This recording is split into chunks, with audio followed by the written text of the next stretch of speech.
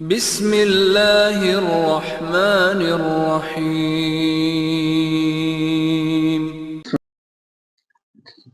Number 10، ام المؤمنین ہے صفیہ رضی اللہ عنہ۔ صفیہ حیی کی بیٹی ہیں، حیی، صفیہ بنت حیی، حضرت موسیٰ علیہ السلام کے بھائی حضرت ہارون علیہ السلام کی اولاد میں سے ہیں۔ حضرت ہارون علیہ السلام جو نبی گزرے ہیں ان کی اولاد میں سے ہیں۔ اول سلام بن مشکم کے نکاح میں تھی، اس کے بعد کنانہ بن ابی حقیق کے نکاح میں آئیں۔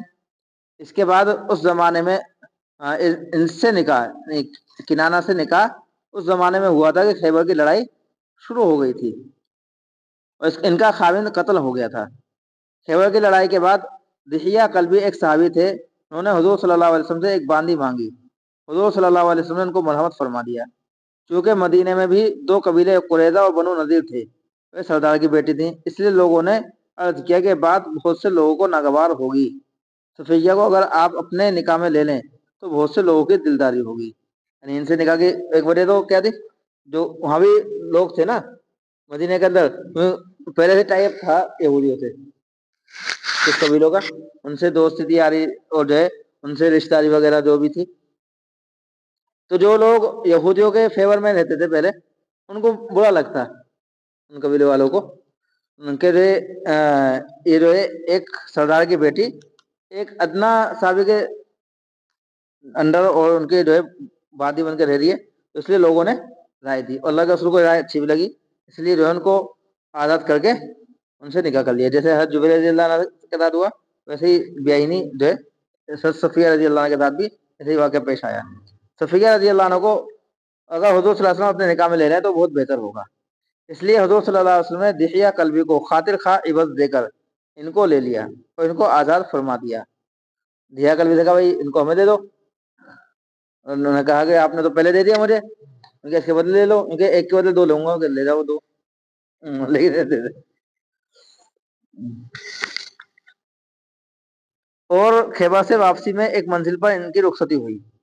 صبح کو حضور صلی اللہ علیہ وسلم نے ارشاد فرمایا جس کے پاس جو چیز کھانے کی ہو وہ لے آئے۔ صحابہ کرام کے پاس متفرق چیزیں کھجور، پنیر، گھی وغیرہ موجود تھا۔ ایک چمڑے کا دسترخوان بچھایا گیا اور اس پر وہ سب ڈال دیے گئے اور سب نے شریک ہو کر کھا لیا، یہی ولیمہ تھا۔ بعض روایت میں آیا کہ حضور صلی اللہ علیہ وسلم نے ان کو اختیار دے دیا تھا، اگر تم اپنی قوم میں اپنے ملک میں رہنا چاہو تو آزاد ہو چلی جاؤ، اور میرے پاس نکاح میں لینا چاہو تو رہو۔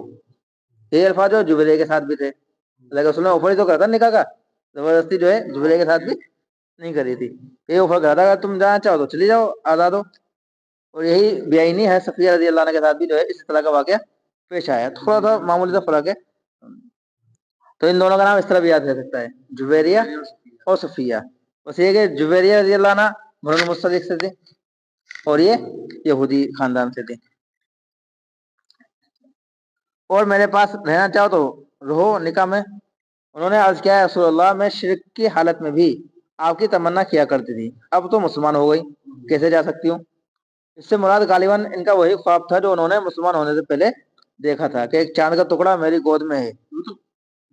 ہاں تو ان کے ساتھ بھی ہوا نا، تو کیا ہو گیا؟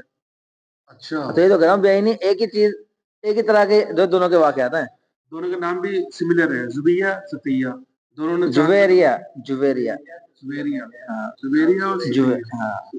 نام تو ایک سے نہیں ہے، تو الگ ہے، لیکن واقعہ بالکل ایک سا ہے غالب، بالکل وہی، اور یہ قید ہو کر آئیں، یہ بھی قید ہو کر آئیں گے جنگ کے اندر، بنو المصطلق، بنو المصطلق، ہاں یہ بنو ہارون، ٹھیک ہے، بنو ہارون۔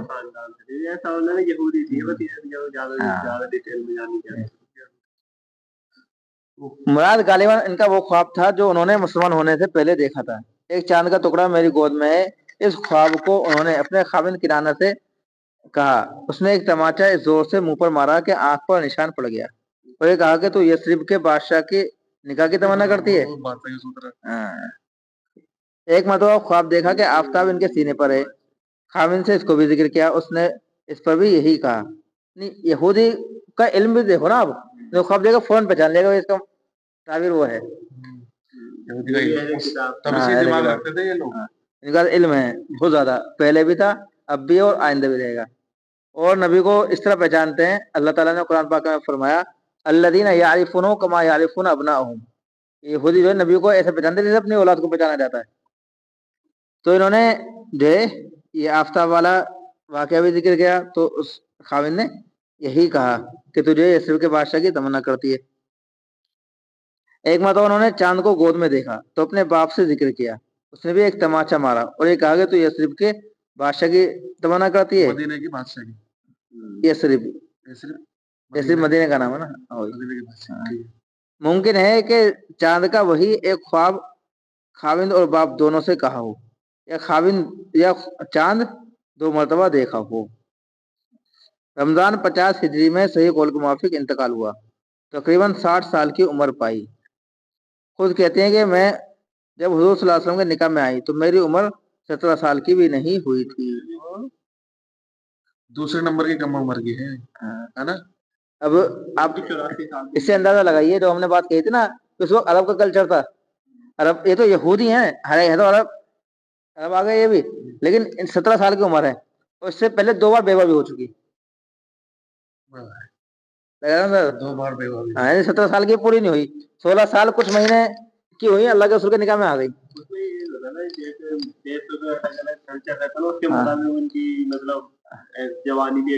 ہاں وہی تو بات کہنا چاہ رہا ہوں کہ آپ خود یہ تو یہودی خاندان ہے, اس میں آپ اس کلچر کا اندازہ لگا سکتے ہو کہ 17 سال کی عمر ابھی پوری نہیں ہوئی ہے اور 2 بار جو ہے کیا بیوہ ہو چکی ہیں. نمبر 11 ام المؤمنین حضرت میمونہ بنت حارث بن حزن رضی اللہ عنہا. نمبر 11 ہے نا. حضرت میمونہ بنت حارث جو ہے ان کا اصل نام برہ تھا. حضور صلی اللہ علیہ وسلم نے بدل کر میمونہ رکھ دیا. پہلے سے ابو رحم بن عبد العزا کے نکاح میں تھی. اکثر مورخین کا یہی قول ہے, اور بھی بہت سے قول ان کے پہلے خاوند کے بارے میں ہیں. بعض نے لکھا ہے کہ حضور صلی اللہ علیہ وسلم سے پہلے بھی 2 نکاح ہوئے.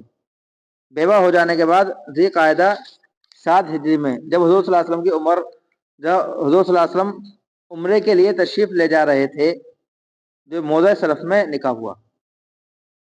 حضور صلی اللہ علیہ وسلم نے ارادہ فرمایا عمرے سے فراغت کے بعد مکہ میں, مگر مکہ والوں نے قیام کی اجازت نہ دی, اس لیے واپسی میں سفر ہی میں رخصتی ہوئی. اور سفر ہی میں خاص اسی جگہ جہاں رخصتی کا خیمہ تھا 51 ہجری میں صحیح قول کے موافق انتقال ہوا. بعد نے 61 ہجری میں لکھا ہے. اس وقت ان کی 81 سال کی عمر تھی اور اسی جگہ قبر بنی. یہ بھی عبرت کا مقام ہے اور تاریخ کا ایک عجوبہ ہے کہ ایک سفر میں وہی نکاح ہوا, دوسرے سفر میں وہی رخصتی ہوئی اور تیسرے سفر میں وہی قبر بنی.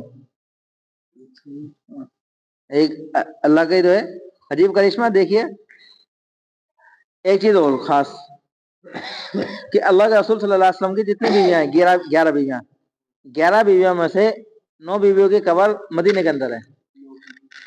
9 بیویوں کی قبر کا مدینے کے اندر, 2 بیویوں کی قبر مکہ کے اندر ہے. ٹھیک ہے, ایک حضرت خدیجہ رضی اللہ عنہ کی, دوسرے حضرت میمونہ رضی اللہ عنہ کی.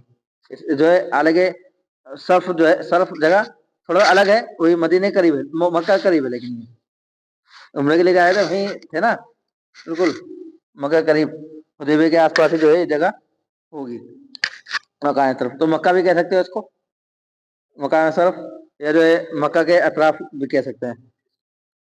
تو یہ بھی ایک جو ہے یاد رکھنے کی چیز ہے.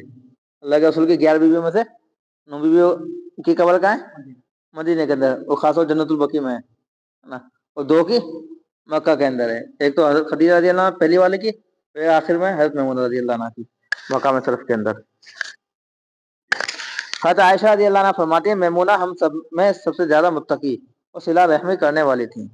یزید بن اسم کہتے ہیں کہ ان کا مشغلہ ہر وقت نماز تھا یا گھر کا کام. اگر دونوں سے فراغت ہو جاتی تو مسواک کرتی رہتی تھی.